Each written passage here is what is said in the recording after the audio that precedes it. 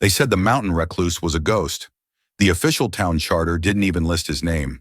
According to the territorial marshal's private log, what was about to happen on Whisperwind Ridge would expose a land conspiracy years in the making, all starting with one impossible knock on a door. But before we get to the shocking truth recorded in that log, you need to understand the desperate choice a lone woman made in the face of the first winter snow. It changed everything. The icy wind found every crack in the cabin walls. Ilara drove another nail into the loose roof shingle, her fingers numb inside worn leather gloves. Her goal was simple: to survive the coming winter on Whisperwind Ridge. The obstacle was the gaping hole left by a fallen pine branch, a constant reminder of the storm that took her husband and her security. If she failed, the snow would claim the cabin, and then it would claim her. A heavy knock echoed from the cabin door below, solid and deliberate, a sound that did not belong in her isolated world. She froze, hammer held aloft. No one came this far up the trail, not since her brother-in-law Silas had declared the path impassable and her property forfeit. The town of Prospects Fall had accepted his story. Ilara descended the crude ladder, her heart a frantic drum against her ribs. She drew the bolt and opened the door a crack, peering into the gray afternoon. The man standing there was built of the mountain itself, broad and tall, his beard frosted with ice. His eyes, the color of a frozen creek, met hers without preamble. He spoke, his voice a low rumble like shifting rock. "I was told you're a lone woman. Let me give you sons." The statement hung in the freezing air, too strange to be a threat, too blunt to be a comfort. Ilara's hand tightened on the door. He wasn't leering. His expression was one of grim practicality, like a farmer assessing a field. According to frontier social historians like Dr. Evelyn Reed, such proposals, while shocking to modern ears, were sometimes born of pure necessity in isolated territories. Survival often depended on forming unconventional households. The man saw her confusion. "My name is Jedediah. My wife and son were taken by the fever 3 winters past." He pointed a thick thumb over his shoulder toward the higher peaks. "My homestead is strong, but my fields are too much for one man. My line ends with me. This is not a threat. It is an offer, a partnership." He held up a leather pouch. "In it, I have the deed to my 300 acres, free and clear, filed with the Territorial Office in 1878, case file 4B7. The land is rich, the water is clean, but a legacy needs heirs. I will provide a home that will not fall down around you. I will provide food for the winter. In return, you will help build a future on that land, a future with sons to carry on the name." He wasn't asking for a wife in the way the town preacher spoke of it. He was proposing a contract, a dynasty of 2. It was the most desperate and honest thing she had ever heard.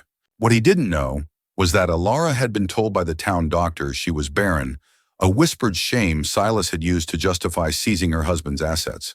She had nothing left but a failing cabin and a name Silas had dragged through the mud. The Trading Post ledger in Prospects Fall shows her credit was cut off 2 months prior. She looked at Jedediah's calloused hands, at the profound loneliness in his eyes, and saw a mirror of her own desolate state. We've all faced moments where survival meant risking everything. This was hers. "I will come," she said, her voice hoarse from disuse. "But I am no man's property. I am a partner, or I am nothing." Jedediah considered her for a long moment, then gave a single sharp nod. "That is the only way it can be," he agreed. He had offered her sons, but she had just claimed her own worth. Anyone listening in the dark feels the stove warmth hold steady. The journey to his homestead was a silent ascent into another world, a climb from bleak survival to stark, rugged beauty. Jedediah's cabin was not a shack. It was a fortress of thick, interlocking logs, chinked tight against the wind, with a fieldstone chimney that breathed a steady column of smoke. Inside it was Spartan but clean. A great stone hearth dominated one wall. Everything had a purpose. There was a quiet testament to his loss in one corner, a small worn rocking chair, and a single faded child's drawing of a bear tacked to the wall. He gave her a room of her own, separated by a heavy curtain. The first week passed in a rhythm of shared work, not shared words. He would chop wood, the sound of his axe a steady heartbeat on the mountainside. She would organize the pantry, mend his clothes with neat small stitches, and cook meals that filled the cabin with the scent of roasted venison and herbs. The U.S. Geological Survey data from the 1880s shows that homesteads this isolated had a failure rate of nearly 60% within the first 5 years. Jedediah's had stood for 10. He was a master of his domain, and he began to teach her its language. He showed her which mushrooms were safe, how to read the clouds for signs of a blizzard, how to set a snare line that worked with the land, not against it. He never spoke of his late wife, but one evening Alara found a small, intricately carved wooden bluebird on the mantel. She touched its smooth surface, sensing it was a piece of his history, a receipt for a life lived before her. She was not replacing a ghost. She was simply sharing a space with his memory. She began to feel a sense of safety she hadn't known in years. But down in Prospects Fall, a different story was being spun. What would you do if your last chance at survival was a complete stranger? Really think about it. The stability was fragile. Silas was not a man to let things go. He arrived in Prospects Fall a week after Alara's departure, his face a mask of false concern. He told Marshal Brody that Alara, grieving and unwell in the head, had wandered into the wilderness. He hinted that the mountain man, a recluse known more by rumor than by name, had taken her. He produced a signed affidavit from the town doctor, the same one who had declared her barren, stating she was prone to fits of melancholy and delusion. The document, later filed as evidence in the marshal's report, was a calculated piece of character assassination. Marshal Brody was a practical man, not given to flights of fancy, but a missing woman, a reclusive mountain man, and a concerned brother-in-law created a narrative he couldn't ignore. He rode up to Jedediah's homestead 2 days later, his badge glinting in the pale winter sun. Jedediah met him on the porch, his stance calm but unyielding. Alara stepped out behind him, her presence immediately dismantling the image of a kidnapped victim. "She is here of her own free will, Marshal," Jedediah stated. His voice was flat, a statement of fact. Marshal Brody looked at Alara. Her cheeks had color, her eyes were clear. She did not look like a prisoner. "Ma'am, is that true? Your brother-in-law is worried for your safety." Alara met his gaze directly. "Silas is worried for the land he stole from me. The land deed carries my husband's name, and my name alongside his. I am here because Mr. Jedediah offered me a home when my own family cast me out." The marshal was taken aback by her clarity and force. What she couldn't see was Silas watching from a ridge half a mile away through a spyglass, his face twisting in fury. Her defiance had just turned a simple matter of retrieval into a war for the mountain itself. "Stay with me. The next part is where the conspiracy truly begins to unravel." Marshal Brody left, not entirely convinced, but with no grounds to intervene. A fragile peace settled over the homestead again. Alara and Jedediah fell back into their rhythm, but now there was a new undercurrent. They were allies against a common threat. One afternoon, while clearing out a small shed, Alara found a heavy wooden chest. Inside, among old tools and tanned hides, was a small, leather-bound book. It was a journal, written in a neat feminine hand. It was the diary of Lena, Jedediah's late wife.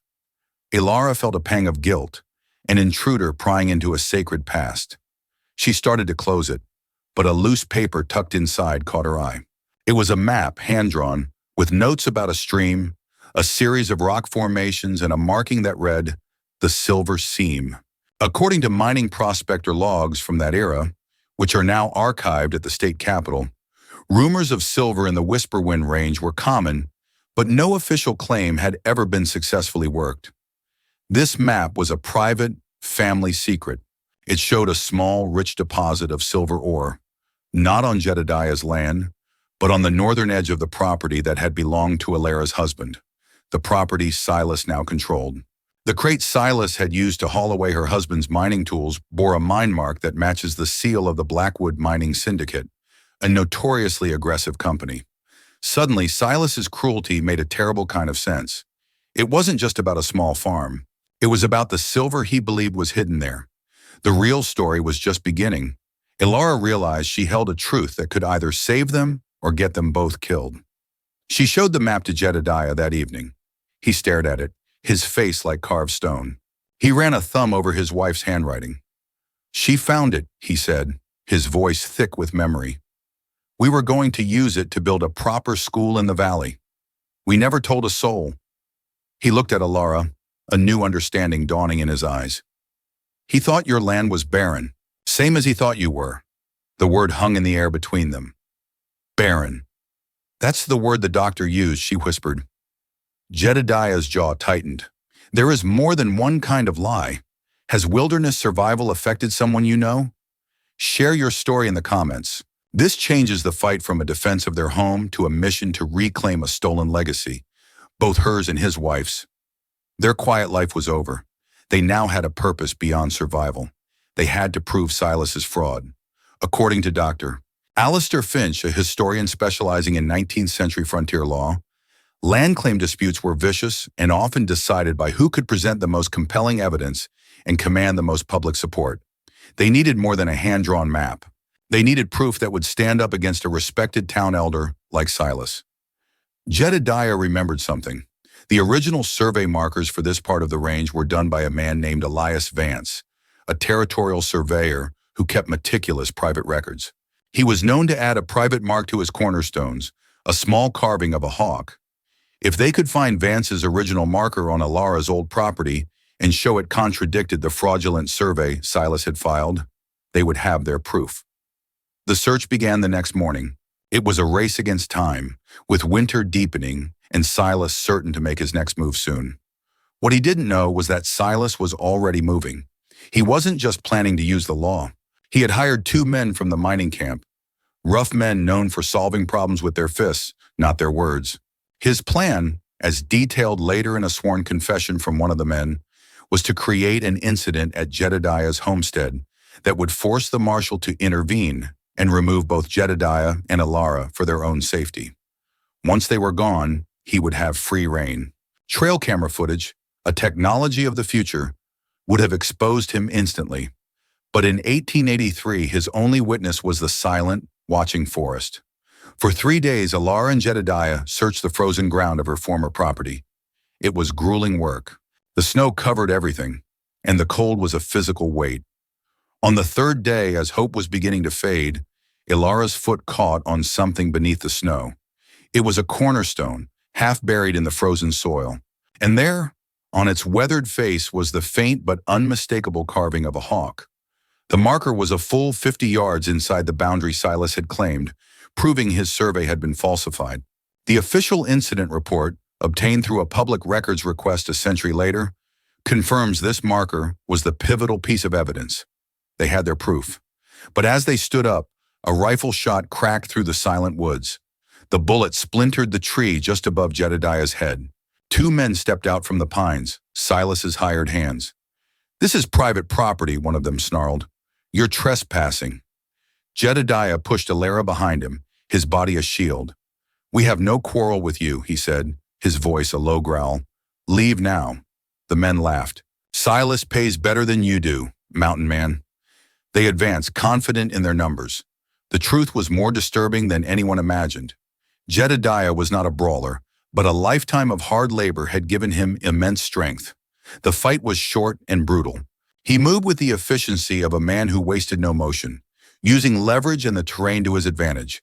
He disarmed one man, sending his rifle flying, and incapacitated the other with a single, powerful blow. They were not expecting a fight. They were expecting a victim. As the second man scrambled away, nursing a broken arm, the first one lay groaning on the ground. You need to hear what happens next. It will change how you see frontier justice. Jedediah stood over him, not with rage but with a cold fire in his eyes. You will go to Marshal Brody. You will tell him who hired you and why, or I will bring you to him myself. The man, terrified, nodded quickly. They returned to the homestead, the surveyor's stone wrapped in a burlap sack. They knew Silas would be desperate now. That night the wind howled, a blizzard descending on the mountain. In the midst of the storm, another knock came at the door. It was Marshal Brody, his face grim. "Silas is dead," he said, shaking snow from his coat. "Found at the bottom of the ravine an hour ago. Looks like he slipped on the ice in the storm. The man you sent to me confessed everything before he disappeared. He said Silas went mad when he heard his plan failed, and he rode out into the storm, swearing he'd find that silver himself. The law says the land reverts to the next of kin. That's you, ma'am. It's over. The news was shocking. Justice had come, not from a courtroom, but from the mountain itself. National Park Service records show that winter storms in the Rockies can cause whiteout conditions in minutes, making travel treacherous. Silas had been consumed by the very wilderness he sought to exploit. With Silas gone, the threat was lifted. Spring came and the mountain thawed. Ilara's name was cleared, her land restored. But she found she had no desire to return to her old cabin. Her home was here, with Jedediah. The partnership born of necessity had become one of quiet affection and deep respect. They worked the land together, her restored property and his. They never found the main silver seam from Lena's map. They stopped looking. The real treasure was the life they were building. One evening, sitting on the porch, Jedediah handed her a small, newly carved figure. It was a woman, strong and resolute, holding a surveyor's marker. He looked at her, the warmth in his eyes more eloquent than any words he could speak. He had promised her sons, a legacy of flesh and blood. But what they had built was different. It was a legacy of resilience, of truth reclaimed from lies. Their story became a quiet legend in the valley, a testament to the fact that a home is not just a place, but a partnership. A few years later, the territorial census taker, making his rare journey up the mountain, recorded 2 names for the homestead on Whisperwind Ridge, Jedediah and Ilara. And under the column for children, he wrote, 1 boy, Daniel, age 2. The doctor in town had been wrong about many things. Their legacy had just begun. Their quiet kingdom, built on an impossible offer, was finally complete.